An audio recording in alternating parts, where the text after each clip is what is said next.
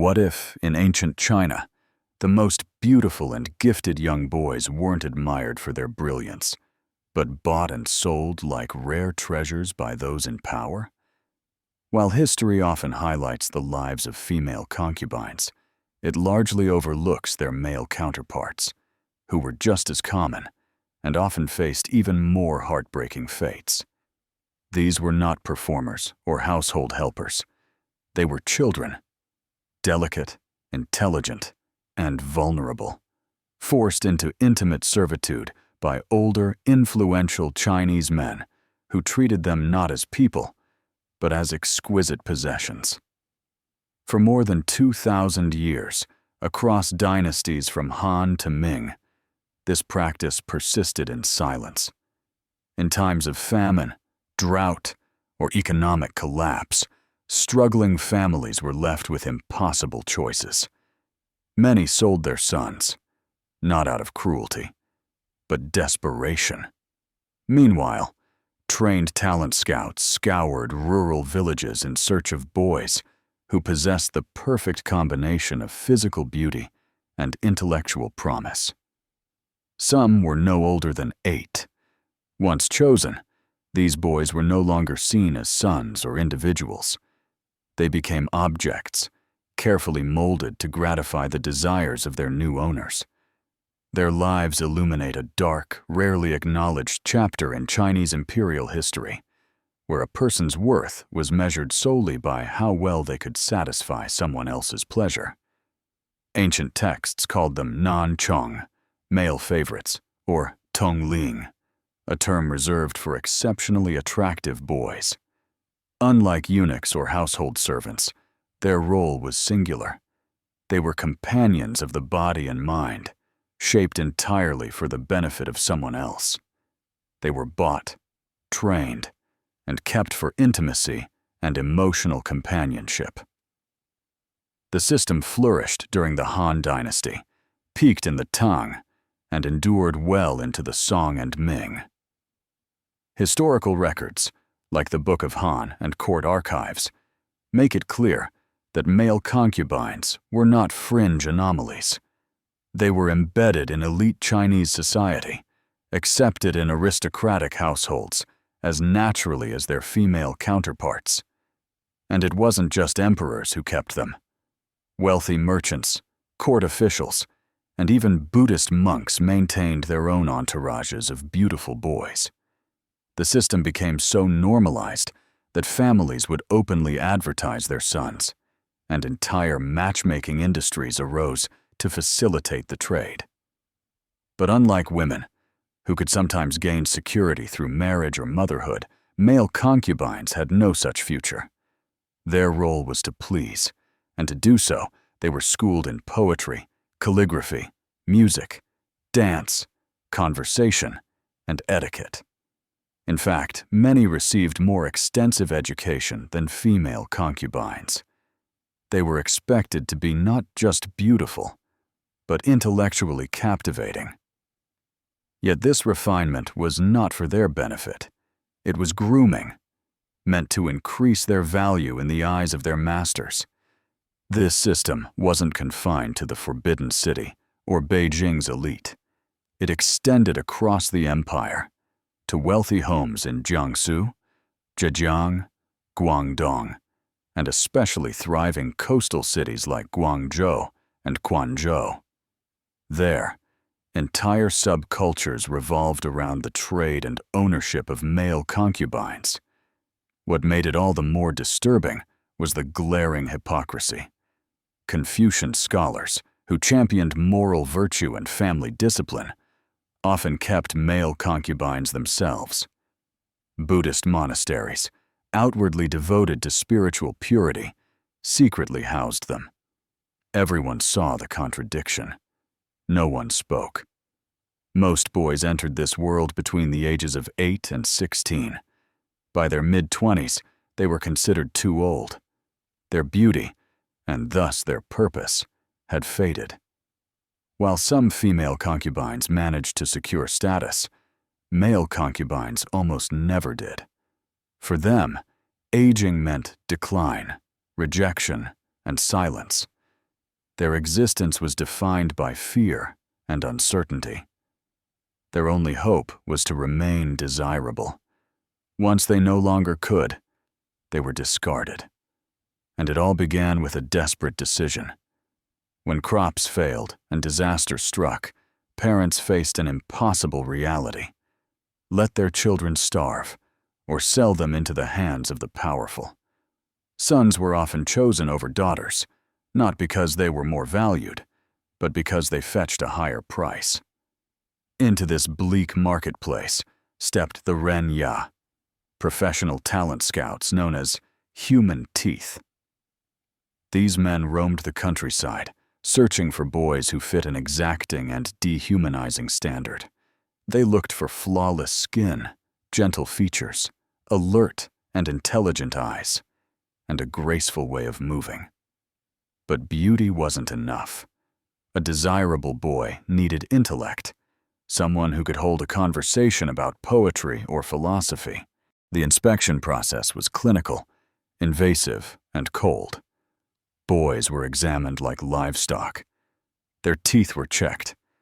Their hands were scrutinized for signs of elegance. Their voices were tested for clarity and musicality. Even bone structure was analyzed, with scouts claiming they could predict how a boy would mature into adulthood. Those who passed were taken immediately. Ming Dynasty writer Zhang Dai described these scenes in harrowing detail. Talent scouts would arrive during periods of starvation, offering silver coins and contracts filled with complex legal jargon that illiterate farmers couldn't understand. Desperate parents signed, never knowing they'd never see their sons again. The contracts typically guaranteed 10 to 15 years of service. Few boys lived that long. Once sold, the transformation was swift and absolute. Their names were stripped away and replaced with poetic aliases: Precious Jade, Autumn Moon. Their heads were shaved. They were clothed in silk, not as a gift of dignity, but as a symbol of ownership. Resistance was punished harshly: beatings, starvation, humiliation.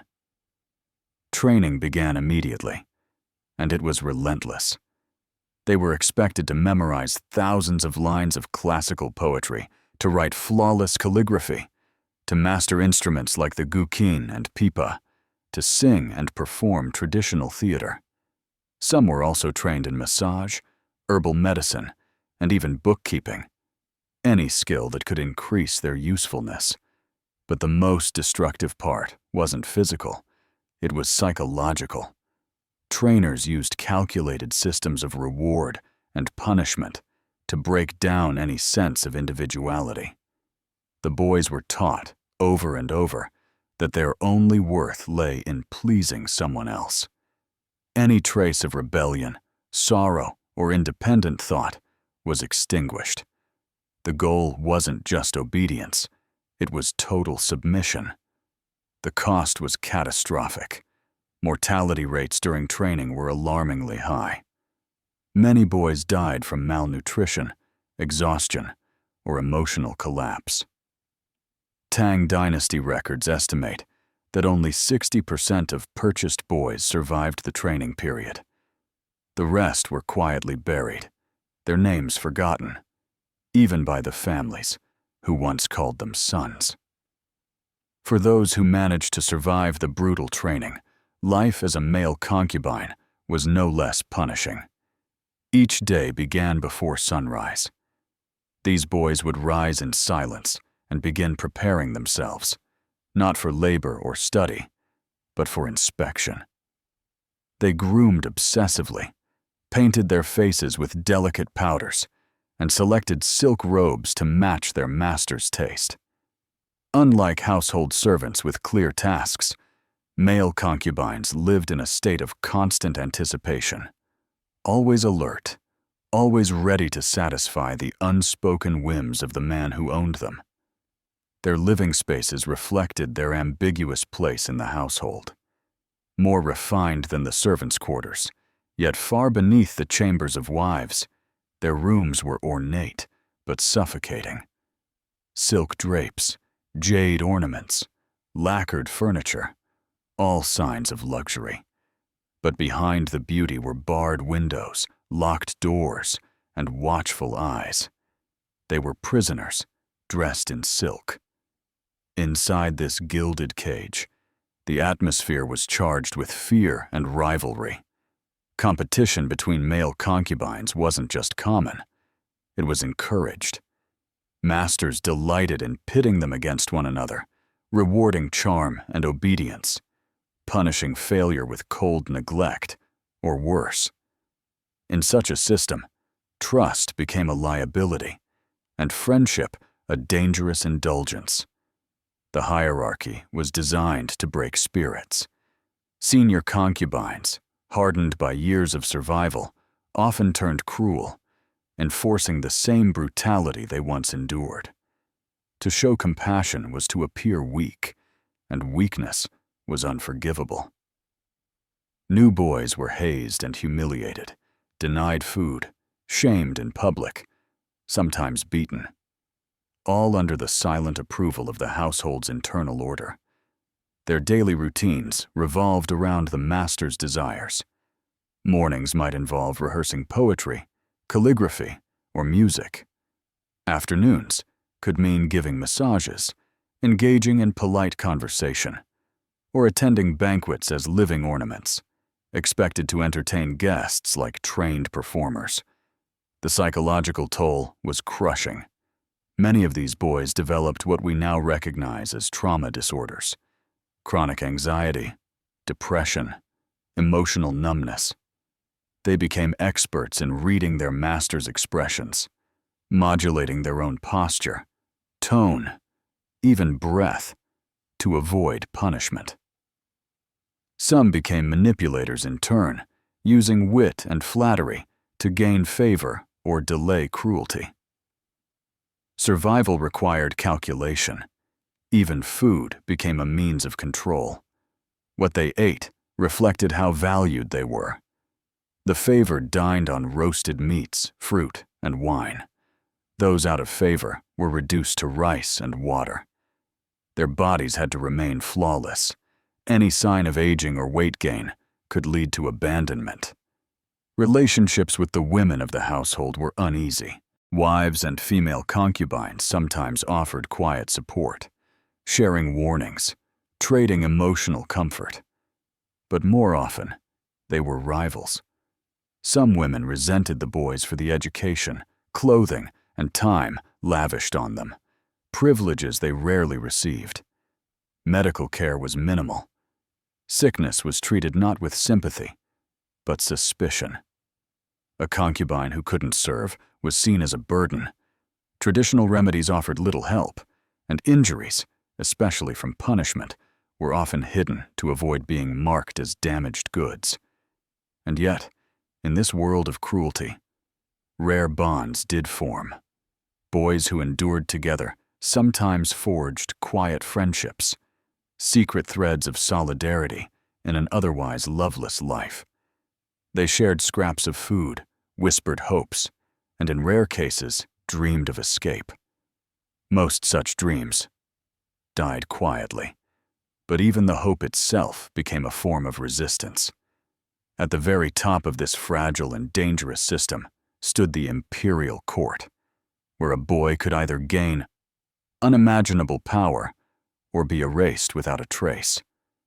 The most famous story of male concubinage in Chinese history unfolded during the reign of Emperor Ai of the Han dynasty. His favorite was Dongxian, a beautiful young man who entered the court at 17. According to the Book of Han, Dongxian had skin like polished jade and eyes that shimmered like stars. During a formal court ceremony, the emperor noticed him, and within weeks, the boy had risen from obscurity to become the emperor's constant companion.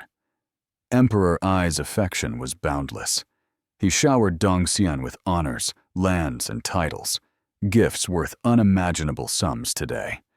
Their most iconic moment would become a literary legend. One morning, the emperor awoke to find Dongxian asleep on the sleeve of his robe. Rather than wake him, the emperor quietly cut the sleeve off. That single gesture, small but deeply symbolic, gave rise to the Chinese phrase, the cut sleeve, a poetic shorthand for male love. Dongxian's rise didn't stop there. Emperor Ai elevated him to high office, despite his youth and inexperience, and even promoted his relatives to positions of influence. For once, a concubine's story didn't end in silence, but in real political power. Yet such elevation came with danger. As Dongxian's influence grew, high-ranking ministers began bypassing the emperor to speak directly with him. For a time, the system held. Then, at just 26, Emperor Ai died unexpectedly. Everything collapsed overnight. Dongxian was stripped of his titles, condemned by rivals, and sentenced to death. Faced with torture and disgrace, he took his own life, ending one of the most well-documented same-sex relationships in Chinese history. His fall became a cautionary tale. Male concubines could be lifted to dazzling heights, but the crash was often swift and merciless. Later emperors would continue the practice, some more brazenly than others. During the Ming dynasty, Emperor Zhengde took favoritism to new extremes. Rather than a single beloved companion, he collected dozens of beautiful young men from across the empire, housing them in a private section of the palace known as the Leopard Quarter. These boys weren't just concubines. They accompanied the emperor on hunts, joined him in drinking, and participated in lavish gatherings that scandalized the court. But their presence wasn't just symbolic. Zhengde trusted them more than his ministers. They influenced major decisions, military appointments, tax policies, diplomatic actions. Some records even suggest that wars were launched because favorites convinced the emperor they would be entertaining. What began as companionship had become statecraft, and the consequences were chaos. In response to growing chaos, the Qing dynasty tried to enforce strict moral reforms. Officials found keeping male concubines could be punished under new codes.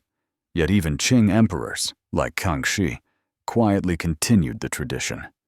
Records mention his close male companions, though official documents avoided any explicit acknowledgement of intimacy. Life in the imperial court was far more dangerous than in private households. Favorites became lightning rods for jealousy, framed for treason, poisoned by rivals, or executed on false charges. The higher they rose, the more enemies they made. Emperors, unlike some wealthy patrons, treated concubines as elegant distractions, discarded the moment someone younger appeared. The court turned into a revolving door of tribute. Governors sent beautiful boys as political offerings. These boys weren't just for show. They influenced policy, fueled rivalries, and occasionally helped destabilize entire regimes. Emperor Xuanzong's neglect, driven in part by his attachment to male and female favorites, was later blamed for the Tang dynasty's decline. Violent ends were common. Court records speak of suicides, mysterious illnesses, and quiet executions. Many were buried outside palace walls, their names erased. In life, they were celebrated. In death, forgotten. The system exposed a deep contradiction within Chinese society.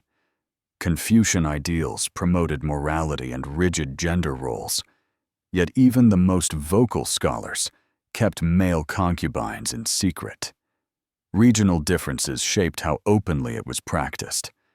Northern elites were more visible, while southern provinces like Guangdong and Fujian maintained underground markets. Poetry and art helped mask the cruelty. Poets like Li Bai and Du Fu wrote of male companionship in romantic, coded language. normalizing the practice under the guise of artistic admiration. For many families, selling a son was a calculated sacrifice.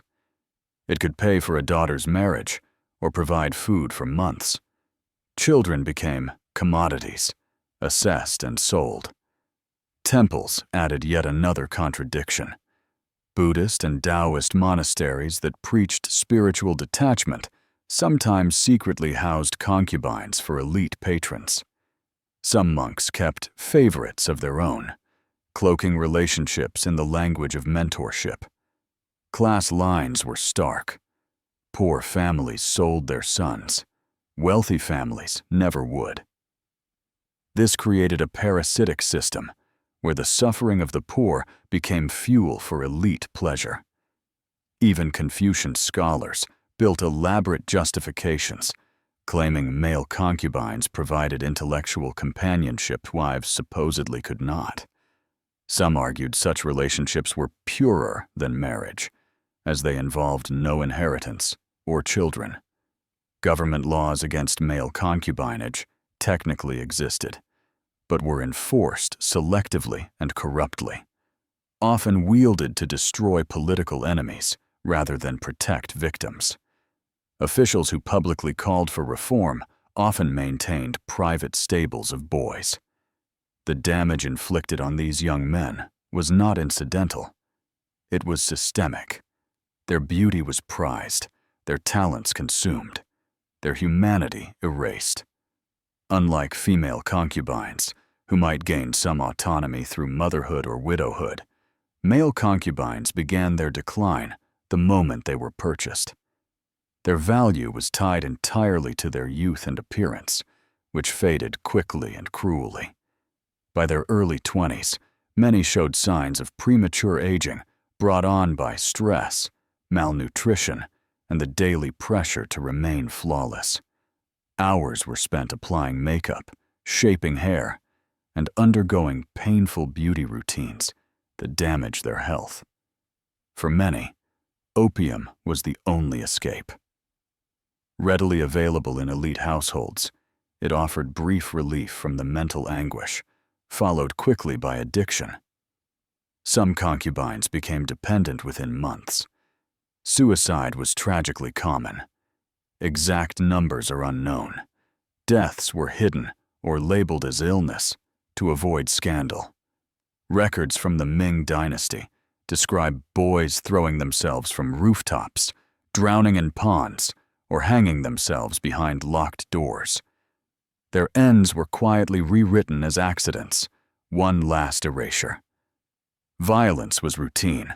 A kind master might strike his concubines only on occasion. Others inflicted daily punishments for discipline, entertainment, or no reason at all. Quarters were isolated. No one came when they screamed. Medical care offered little help. Traditional treatments were often ineffective or dangerous. Broken bones were set poorly. Internal injuries were ignored. Many lived with permanent damage. More devastating than physical abuse was the psychological conditioning. Boys were taught that their only value lay in obedience and beauty. Still, underground support networks emerged. Concubines quietly exchanged advice, warned of cruel masters, and whispered dreams of freedom. A few managed to escape. Discarded by aging masters or freed by death, some reinvented themselves as scholars, performers, or merchants. But success took rare talent, luck, and resources. Most never had a chance. Their stories became legend, passed on as flickers of hope. The decline of male concubinage began in the late Qing dynasty, as Western influence and Christian missionaries brought global attention to the practice. After the 1911 Republican Revolution, the imperial system collapsed, and the new government outlawed concubinage, both male and female. Still, enforcement was inconsistent, and the tradition lingered in remote areas for decades. The fate of the last male concubines remains largely unknown. Many were abandoned by masters fearing prosecution. Without education or trade skills, some died from hunger or illness. Others vanished, absorbed into the population, their histories lost. After the communist victory in 1949, the new regime sought to erase feudal remnants. Former concubines were interrogated, forced to name their past owners. Some were executed, others sent to labor camps for re-education. Modern China has largely silenced this history. It clashes with the official narrative of moral tradition and national pride. Scholars face enormous barriers. Records were destroyed, censored, or locked away. Yet the forgotten lives of these young men reveal an enduring truth. When exploitation becomes tradition, it disappears from sight. These were not just victims of one empire's excess. They are reminders of how easily societies justify cruelty when it serves the powerful. Their stories speak urgently today. Human trafficking, child labor, and servitude continue, veiled by law, culture, or necessity. These boys, whose names were lost, deserve to be remembered not as historical oddities, but as human beings, brutalized by a system that turned suffering into custom. Their legacy is a warning.